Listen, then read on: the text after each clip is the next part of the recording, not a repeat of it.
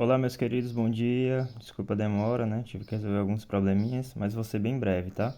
Ó, nessa primeira questão que aparece aí, né? Que eu mandei pra vocês, vocês vão pegar, vão transformar ela em terceira, né? Terceira questão, tá? Da nossa avaliação diagnóstica. Ela é uma questão da apostila, né? Vocês vão fazer as divisões por 10, tá bom? De todas as alternativas que tá aí. Vocês vão ver que não é tão complicado assim. Ó, quando eu tenho 1/10, né? Eu tenho que aqui em cima só tem um número e aqui embaixo temos dois números, né? O que eu tenho que fazer é deixar os dois, tanto de cima quanto de baixo, com a mesma quantidade de algarismo, no mínimo aqui, né?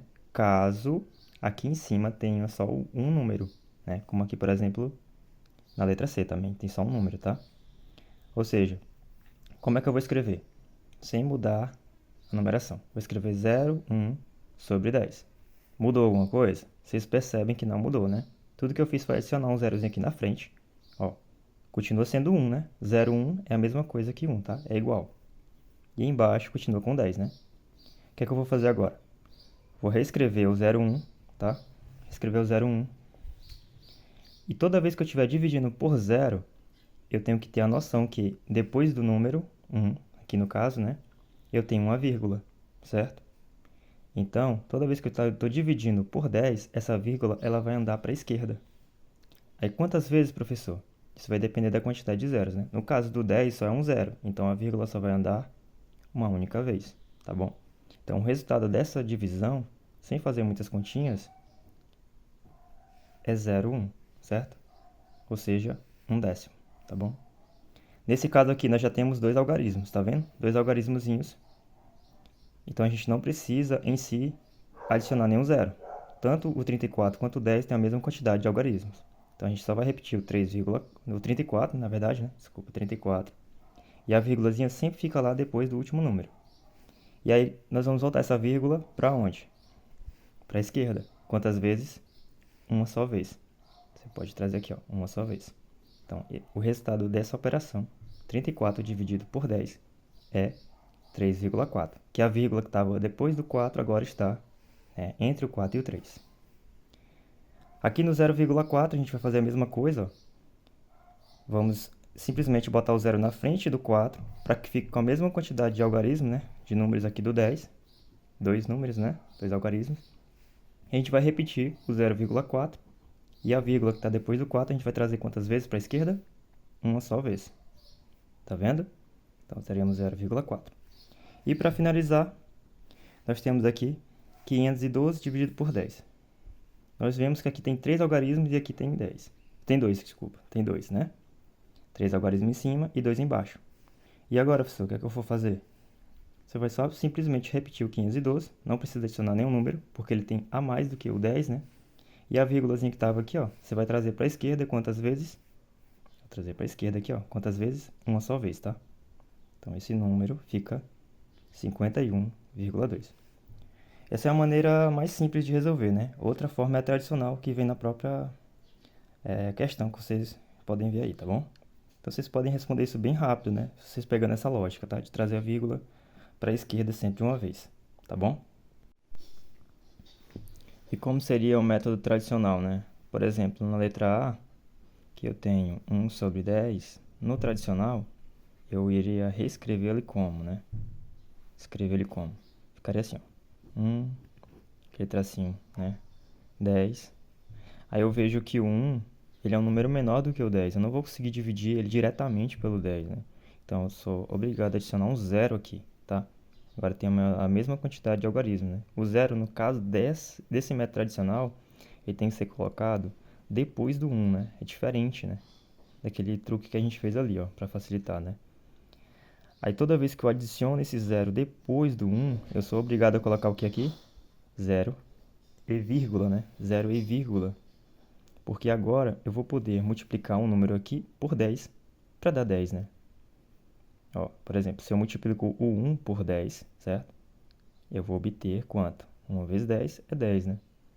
Porque o intuito desse método da divisão, que é o tradicional, que eu gosto de dizer, né? É eliminar completamente os números que estão aqui, né? Zerá-los, né? Que aí nós teremos uma divisão exata, né? Certo? E a letra B, professor? Como seria a letra B? A letra B 34 dividido por 10, a gente pode perceber o seguinte, que em si o número 34, ele é maior do que quem? Do que o 10, né? Então, mas eu consigo perceber o seguinte, né? Que por ele ser maior, eu posso multiplicar um número aqui que se aproxime de 34, né? Então, não precisa adicionar nenhum zero aqui depois, tá? Porque ele é maior do que o 10. Por exemplo, se eu multiplicar o 3 por 10, eu tenho quanto? 30, que é o que chega mais perto, né? Porque se eu for multiplicar 4, vai dar 40. Vai passar, né? E não pode passar do valor que está aqui, tá? Então, 30, né? É 3 vezes 10. Então, eu vou poder aqui fazer a subtraçãozinha do método aqui tradicional. 4 menos 0, vou botar o 4. 3 menos 3, 0, né? Aí aqui sim eu vou achar, ó, um valor de 4, né? 4 que é menor do que 10. Se ele é menor, lembrando aqui da letra A, nós temos que adicionar um zero depois do 4, né? Então, esse vai ser o número agora que vai ser dividido. Só que toda vez que eu adiciono um zero, o que é que tem que aparecer aqui depois desse número? A vírgula. A vírgula, tá? Então, agora eu posso sim multiplicar o número por 10 para achar 40. Que número é esse? 4, né? 4 vezes 10, 40. Então, 40 menos 40, 0, né? Tá vendo a lógica? Aí a letra C ela segue a mesma lógica da letra A, né? E a letra D, né? Tem a seguinte lógica, né? D. 512 dividido por 10. Por 10. Eu vejo que 51, posso pegar esses dois primeiros, né? 51, eu posso multiplicar o número por 10, que chega perto de 51, que é quanto? 5. Porque 5 vezes 10, eu vou encontrar 50, né? Mas 51 menos 50, eu vou achar quanto? 1, certo? E esse 2 que ficou sozinho, eu vou baixar aqui, ó. Então, aqui eu vou achar 12, né? O 12 em si, ele é maior do que o 10. Então, eu posso multiplicar o número por 10 que se aproxima de 12, que é quanto? 1, né? 1 vezes 10 vai ser 10. Então, 12 menos, né? 12 menos 10, eu vou achar quanto? 2, certo? 12 menos 10, eu vou achar 2. E esse 2 que sobrou, eu posso perceber que é o único número até agora que foi menor do que quem? Que é 10. Toda vez que ele for menor, né? Vamos adicionar aqui o zero. E aqui aparece a vírgula obrigatoriamente, tá? E agora sim eu posso multiplicar o número por 10 para dar 20. E esse número nós sabemos que é o 2, né? 2 vezes 10, 20, né? 20 menos 20, 0. Então, se nós encontramos o zero aqui, então a resposta é 51,2, né? Achamos também da mesma forma, tá? Mas diferente, né? Os métodos, né? Aí, claro, o aluno mais completo, ele aprende os dois, né? Mas sempre é bom saber tanto o tradicional quanto esse. Mas caso você ache melhor esse método, também você pode utilizar, né?